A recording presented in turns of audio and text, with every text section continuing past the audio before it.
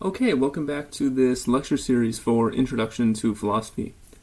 In this video, we're going to continue our discussion of Plato's Apology, but we're going to do so in a way that strays a little bit from the text itself, but in a way that hopes to give you further context to understand many of the main points Socrates is talking about, and specifically the points he is making about sophistry.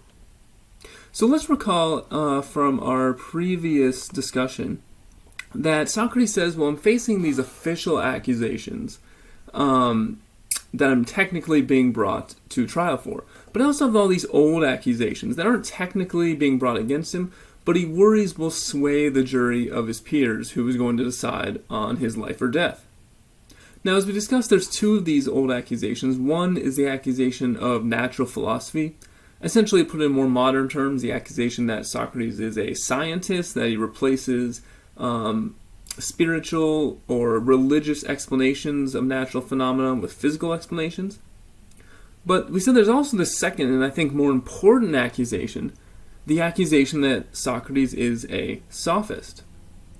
And remember the way this accusation was explained. The accusation is that Socrates does two things. He makes the weaker argument the stronger, and teaches these things to other people. So what does this mean? Well, we said to make the weaker argument stronger would be to have the ability to take a bad argument, a false, unfounded, or unsound argument, and make it sound very good to people in a way that's persuasive and convincing. And then we can see why this would be a worry, because there were these individual sophists who had this ability, or thought they had this ability, and not only do they have it, but they taught it to others. They went around charging a fee and teaching mostly the young men in Athens who came from wealthy parents how to give very persuasive speeches, be masters of rhetoric, and even if what you're saying has little substance, little logic, little facts, to make it sound very good, sound very persuasive. And for this reason, the sophists didn't have the best reputation in Athens, and you can see why this sort of ability would be damaging and potentially very harmful in a democracy.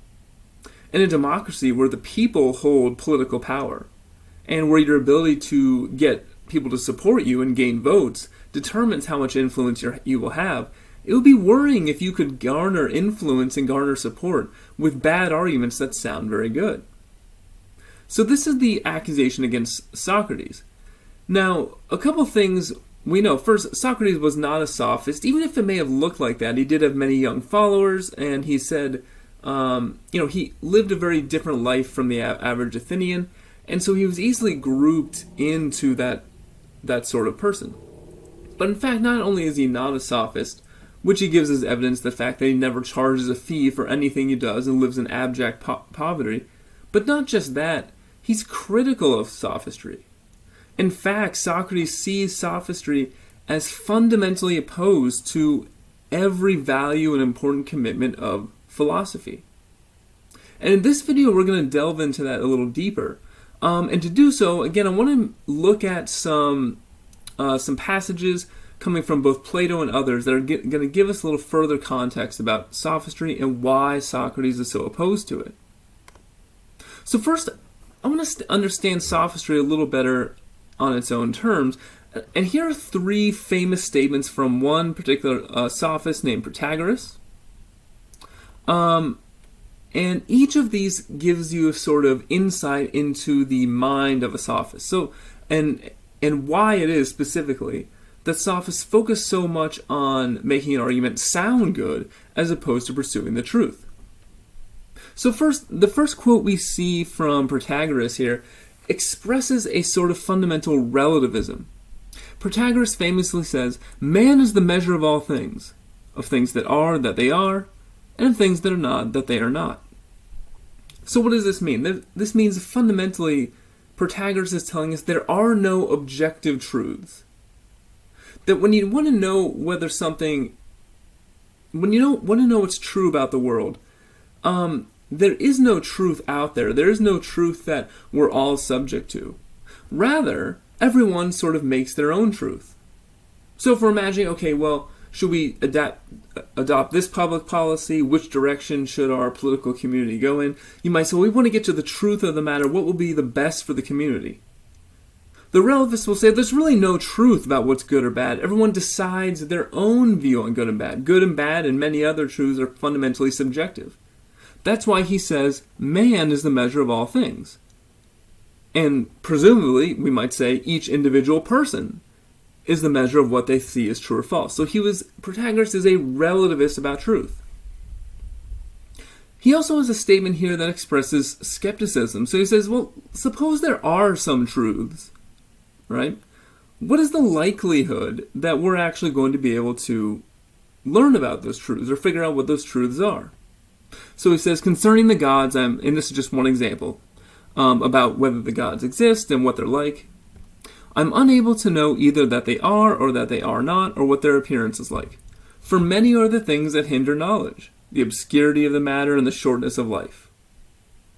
So he says, look, even if there are objective truths about morality or the gods or how a proper political system should be set up, he expresses skepticism that we're in any position or have any ability to determine what those truths are. He says, the matters are difficult and obscure. Our lives are so short. We have, a small sliver of time that we're alive.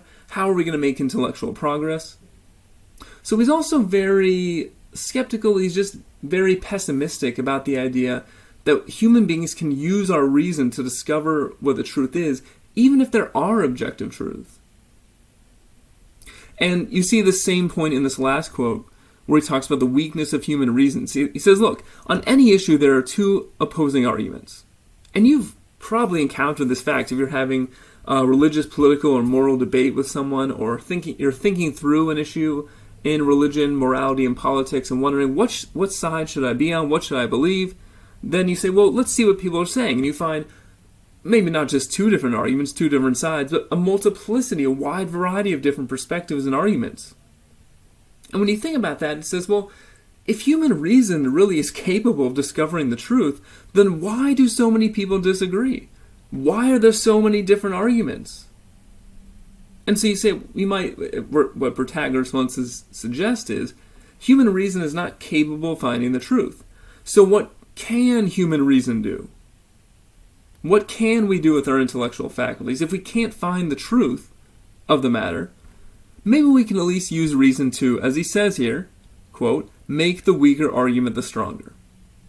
Look, you're never going to be able to find out what's true, what's good, but you can at least make what you're saying sound good. And if you have the ability to make the weaker argument the stronger, then you're really a skilled rhetorician.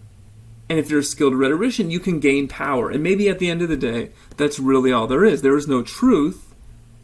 There's just a lot of people talking, a lot of people arguing, jockeying, and fighting for power. So this is fundamentally the perspective of a sophist. And if all those claims are true, you can see why the sophist wouldn't be so concerned with the pursuit of truth as the philosopher is. Because either the truth doesn't exist or we just can't discover it. So what's the point? Let's focus on rhetoric. Now, I want us to take seriously for a moment and really think about this perspective. Because I think if this perspective is adopted, it has really some radical consequences that we need to think about seriously.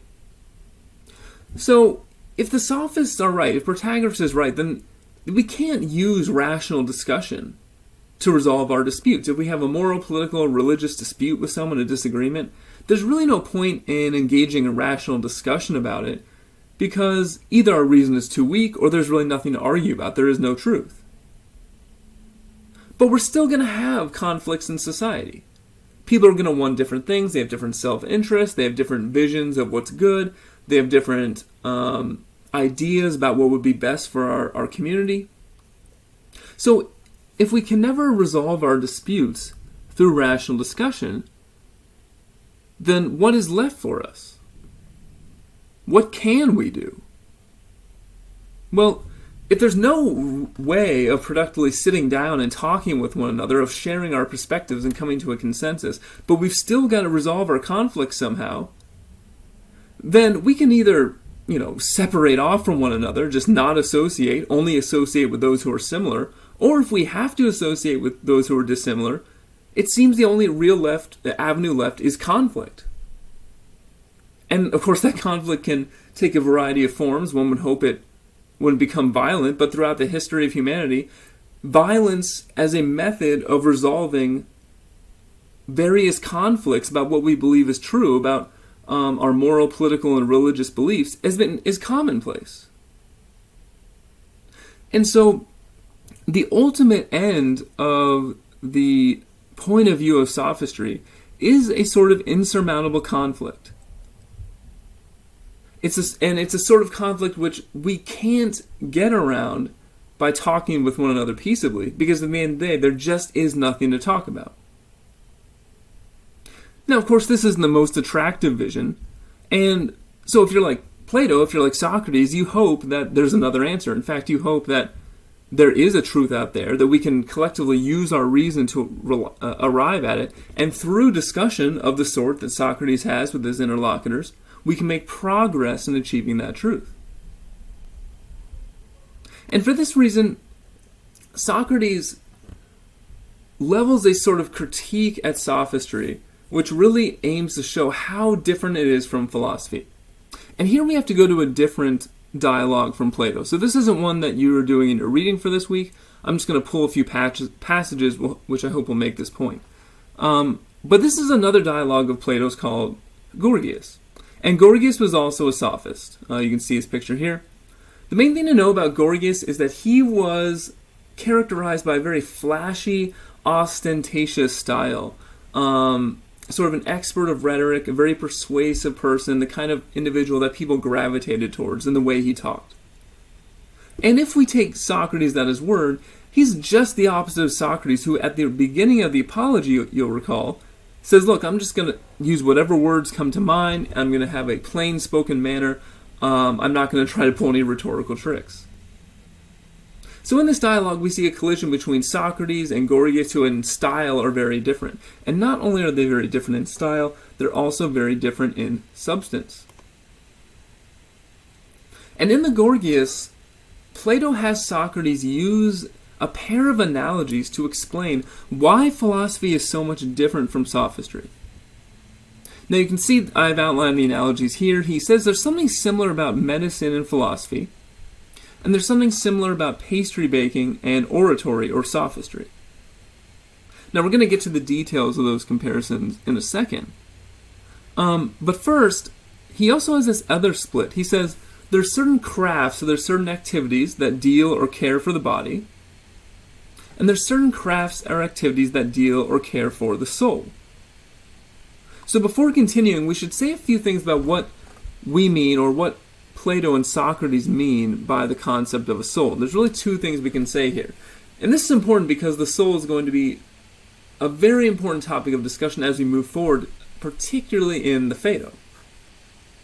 But the first thing to say about the soul is that there's when we use the term soul, we're saying something about who we are as a person. So for Plato and Socrates, what it is that makes you who you are fundamentally, what determines who you are, is your soul. It's not primarily your body. It's not the flesh and blood that you see in front of you that's walking around. No, it is your soul. And Socrates and Plato believe that the soul is non-physical. So it's an immaterial substance. It can separate from our physical body, and when our body dies, our soul lives on after it. So Socrates believed in this. He did believe in an immaterial soul that could outlast your death. So that's one aspect of the soul. But there's also another thing to keep in mind, because I use the phrase care for the soul. In fact, in the Apology, we see Socrates use this phrase. He says, care for the soul is the most important thing that one can worry about. And what this means is that your soul can be in good condition, or it can be in bad condition. And you might ask, well, how is that possible, right? How can what I do in this physical existence make a difference to an immaterial soul? Well, one way to think about it first is just a more commonplace way of thinking. Whether you believe in an immaterial soul or not, you all understand the basic colloquial phrase of Yeah, that was really fun, but it was bad for my soul. A great example of this, of course, would be something like reality television. Yeah, it might feel good in the moment. There you are binging on The Bachelor or Bachelorette, and it's enjoyable and I suppose pleasurable in a very odd and disturbing sort of way, but you know deep down that this is just bad for your soul. It's bad for you as a person. And Socrates believed a certain sort of thing. He thought there are certain activities we can engage in that are bad for our soul, that make the condition of our soul worse, namely the immediate pursuit of pleasure, giving in to our appetites, but there's also things we can do to improve the condition of our soul. And what does this include? The pursuit of knowledge, the pursuit of virtue, and the pursuit of justice. Learning as much as you can, seeking the truth through philosophy, being a good, virtuous person who treats others justly. All these things improve the condition of the soul. So, we have certain activities that care for the body, certain activities that deal with or care for the soul. Now, let's take a look at, first, this analogy between pastry baking and oratory or sophistry. So the first thing to notice is that pastry baking is something that has to do with the body, right? So if you're a pastry baker, you make sweet treats, which people eat, and it has a certain effect on your body. On the other hand, oratory or sophistry has an effect on your soul. And this, you can see how it makes some sense, right? Being convinced by flattering speeches has to do with your ideas, it has to do with your ways of thinking. So it's not strictly with the body in the way that pastry baking is. And we can see in the Gorgias how oratory or sophistry is characterized. So Socrates says, look, oratory is a producer of persuasion, it's not admirable at all, it's mere flattery. Okay, so think about that for a second. He wants to make this comparison. He says, look, here's what's wrong with sophistry. It's just mere flattery, right? There's no substance to it. Well, why in the world would that be similar to pastry baking? Okay, so you imagine someone who is baking a cake. The people come to the bakery and they eat it. They say, this is delicious. It's really pleasurable and enjoyable. And look, there's nothing wrong with that from time to time. But what doesn't pastry baking do? Well, for one, if you eat too many sweets, obviously that's unhealthy for you. It's bad for your body to eat too many sweets. In moderation, sure, fine. But if overindulge isn't good for your health. And there's another sense in which pastry baking would be similar to flattery. When you flatter someone, you tell them what they want to hear. You make them feel good. And this is what sophistry essentially does.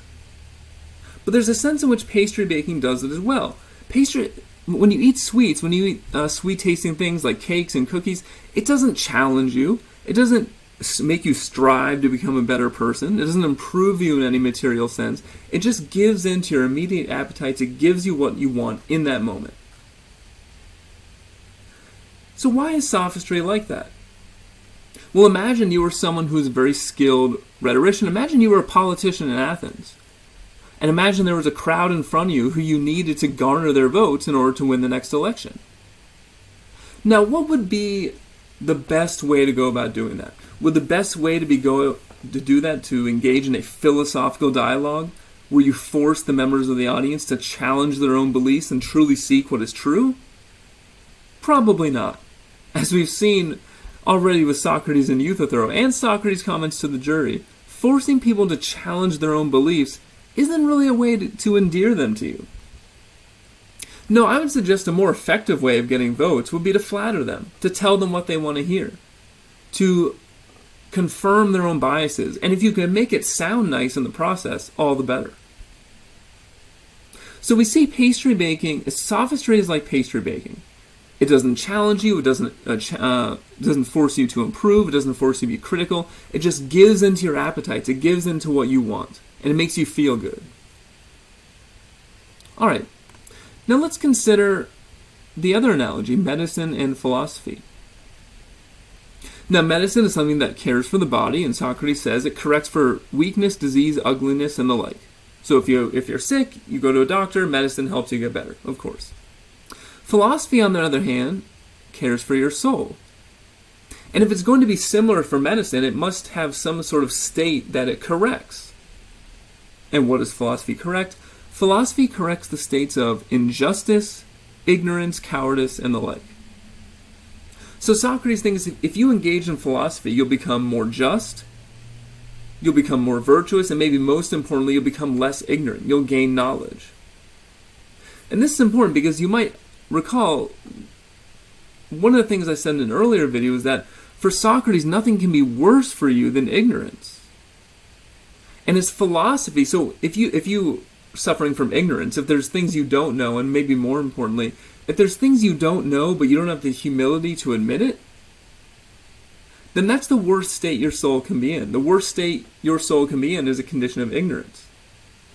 If you engage in philosophy and seek the truth, you get rid of that ignorance, you get rid of that sickness of your soul, the sickness of your mind, and your soul becomes healthier. You gain knowledge.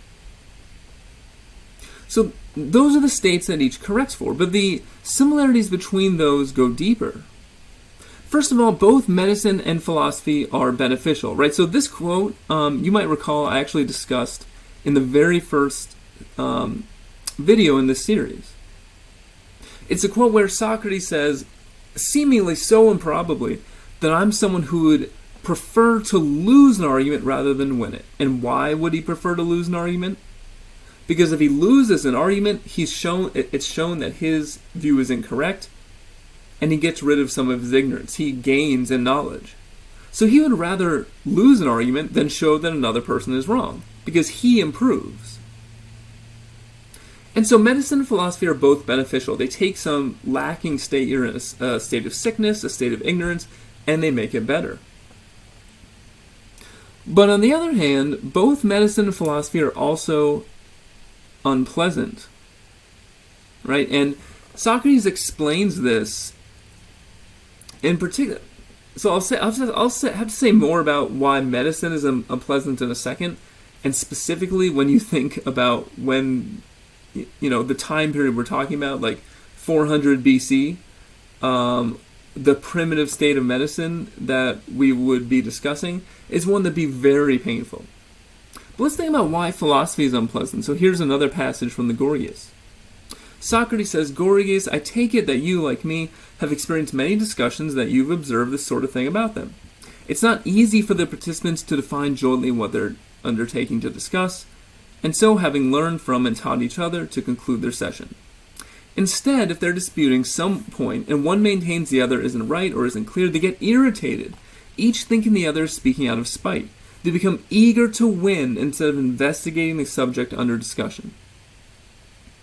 As I suggested to you before, one reason philosophy can be unpleasant is because it forces you to critically examine your own beliefs. It forces you to own up the fact that you might be wrong, and people don't enjoy being wrong. In fact, and for the most part, as Socrates says, they become eager to win. And if another person isn't agreeing with them, they get irritated. And so the prospect of being wrong, of having to examine one's own belief, is not a pleasant thing, just as medicine in the time of Socrates would also be a very unpleasant thing. Now, it's because this is the case. So, to recap, the sort of comparison is sophistry makes us feel good, doesn't challenge us. Philosophy does challenge us, does improve us, but is very painful. And Socrates says it's because he's a philosopher that he would predict he would not do well at trial. And of course this is sort of foreshadowing to what actually, or allusion to what actually happened to Socrates. Right, so, and this is one of my favorite passages from the Gorgias. Socrates says, why would I in fact fail at trial? He says, this is because the speeches I make on each occasion do not aim at gratification, but at what's best. They don't aim at what's most pleasant.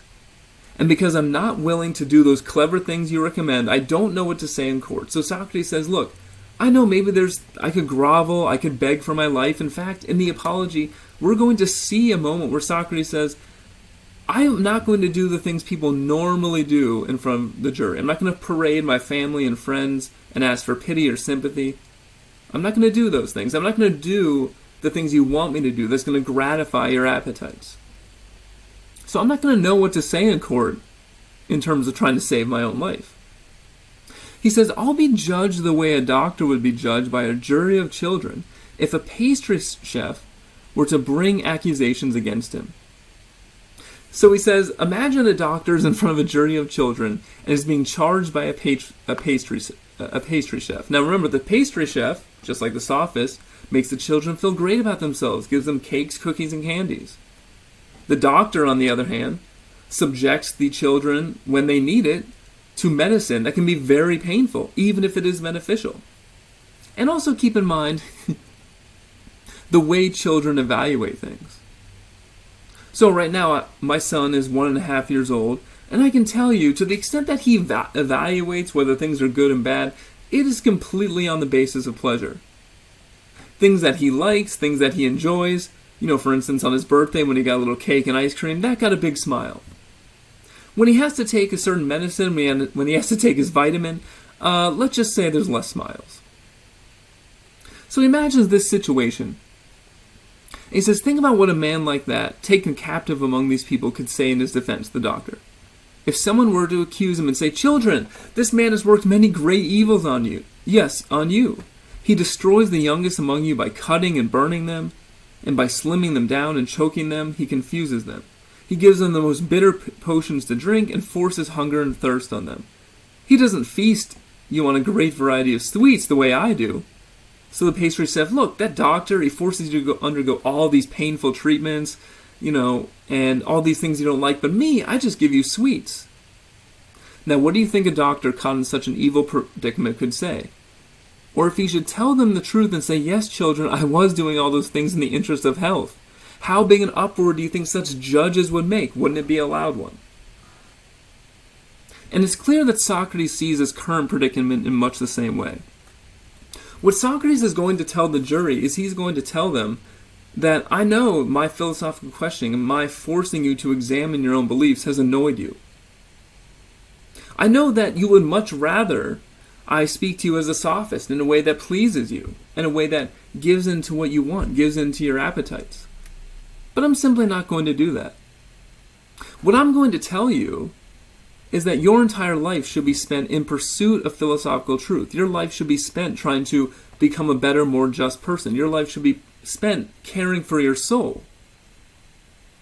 And when I tell you that those things are important, because they improve your soul, I know you're not going to understand. It's going to be as if I'm telling a group of children that the doctor is better than the pastry chef, even though the pastry chef gives them every single thing they want. And at the end of the day, this is Socrates' fundamental critique of sophistry. He admits it feels good, it gives you what you want, but only through philosophy, only through rational argumentation can we become better people. Can we become less ignorant? Can we become more virtuous? Can we become more just? And you don't get those things by simply giving in to your immediate needs, wants, and desires and focusing on persuasion as opposed to truth. Okay, so I will stop there. I hope this video was informative and helpful, and I will see you in the next video.